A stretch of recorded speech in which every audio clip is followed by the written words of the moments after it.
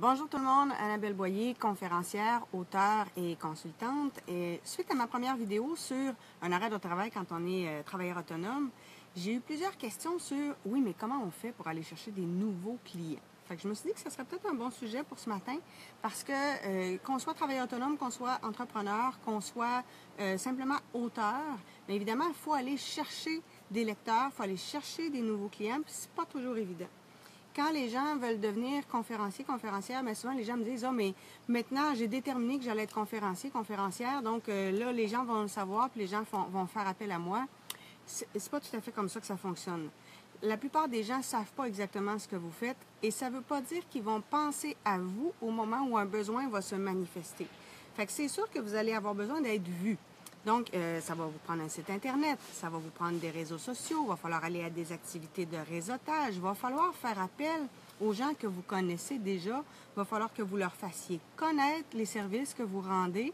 Donc, ça veut dire faire le tour de votre carnet d'adresses, envoyer des courriels, envoyer des informations sur vos réseaux sociaux pour faire connaître les différents types de conférences que vous donnez ou les différents services que vous donnez.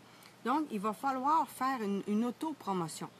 Là, il y a des gens qui me disent « Oui, mais de toute façon, je vais attirer ce que je veux. » Pour les gens qui sont adeptes de la loi de l'attraction, oui, on attire ce que l'on veut, mais on attire aussi ce que l'on ressent. Donc, si vous êtes insécure, si vous avez des doutes, et ces doutes-là, vous n'avez pas besoin de les afficher à tout le monde. Ils sont dans votre tête. Il n'y a pas personne qui les connaît sauf vous-même.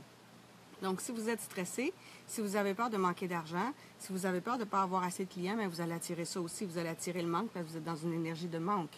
Donc, c'est pas parce que vous décidez du jour au lendemain de devenir conférencier que vous allez être par le fait même super populaire. Donc, il faut absolument vous faire connaître. Et ce qui est très, très différent aujourd'hui, c'est que avant on s'affichait et on commençait à avoir des appels. Maintenant, aujourd'hui, on doit d'abord et avant tout démontrer notre valeur, prouver notre plus-value pour que les gens fassent appel à nous. Donc, vous ne pouvez pas seulement dire, bien, je vais avoir un site Internet et je vais un peu m'afficher sur les réseaux sociaux et les gens vont faire appel à moi. Non, vous devez prouver quelle est votre approche, quelle est votre stratégie, quel est votre style. Vous devez leur démontrer que vous êtes bon dans votre domaine. Ça veut dire faire des capsules vidéo. Ça veut dire faire des conférences gratuites probablement au début et faire attention parce qu'il faut donner des conférences gratuites pour vous faire connaître, mais il ne faut pas trop en donner parce que sinon vous allez brûler votre marché. Puis les gens vont se dire, bien, on n'a pas besoin de payer parce que de toute façon, la personne va en donner gratuitement à d'autres endroits. Donc, il faut donner quelques conférences gratuites dans des endroits répartis pour se faire connaître tranquillement et aussi pour roder votre façon de vous adresser en public. Souvent, quand on est tout seul dans notre salon, donner une conférence, ça a l'air bien simple. Quand on est devant un groupe, tout le monde a l'air avachi sur sa chaise, tout le monde est en pleine digestion après un repas. C'est un peu déstabilisant les premières fois.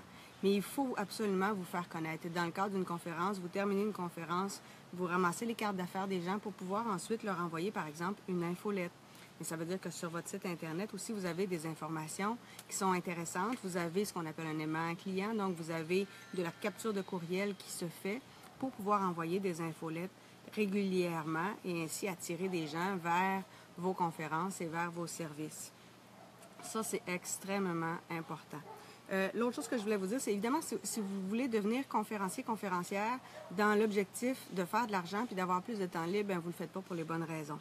C'est sûr que les 3 premières années, vous allez travailler beaucoup parce que, dans le fond, vous démarrez une entreprise. Donc, vous devenez entrepreneur. Vous allez devoir vous faire connaître. Vous allez devoir frapper à beaucoup de portes. Vous allez devoir accepter des mandats qui sont moins intéressants au début parce qu'évidemment, il faut bien payer vos comptes. Donc, vous allez travailler beaucoup au début et il y aura beaucoup d'efforts qui vont être faits sur la promotion et sur la gestion. Donc, évidemment, ça, c'est des heures qui ne sont pas facturables. Donc, ce n'est pas des heures qui sont rentables, mais ce sont des heures qui sont nécessaires. Vous allez devoir sortir de votre zone de confort très, très, très souvent. Évidemment, ça va être un peu déstabilisant au début, mais ça implique aussi, par exemple, de faire des cold calls, ça implique de rencontrer des gens que vous ne connaissez pas, ça implique d'oser aller vous présenter à certaines personnes, à certains groupes. Donc, ça va vous demander un certain nombre d'efforts, ça ne se fera pas tout seul. Je vous invite d'ailleurs à lire le plus possible sur les stratégies de vente, les stratégies de marketing. Je pense entre autres à 2 livres d'Alain Sanson, Comment se vendre en 30 minutes ou moins et Trop de coach crève de faim. Ce sont 2 livres qui vous aident entre autres à structurer votre discours de vente, à identifier la clientèle à laquelle vous vous adressez. C'est extrêmement important parce que si vous pensez vous vous adressez à tout le monde, vous ne rejoindrez pas personne. Donc, il faut bien cibler à qui vous vous adressez. Évidemment, bien, il y a le mien, les 8 étapes vers votre potentiel infini, parce que c'est important de déterminer étape par étape ce que vous allez faire pour vous développer. Les clients n'arriveront pas tout seuls parce que vous avez déterminé que vous êtes devenu conférencier. Vous avez des efforts à faire. Je vous invite aussi à investir dans des formations, dans du coaching, parce que on se rend pas aux Olympiques tout seul. Ça nous prend des coachs, ça nous prend des entraîneurs. Je pense entre autres à Patrick Leroux, qui a beaucoup de formations intéressantes. Jacques Hébert, qui offre les Go Club. Je pense aussi à la Zone Vente, qui offre plusieurs formateurs et plusieurs coachs. Donc, allez vous chercher des gens, et idéalement des gens qui ont déjà réussi. Si vous allez vous chercher un coach en vente qui lui-même financièrement en arrache, bien, on s'entend qu'il va avoir de la difficulté à vous montrer les trucs qui fonctionnent, puisque lui-même, soit il ne les applique pas, soit il ne les connaît pas.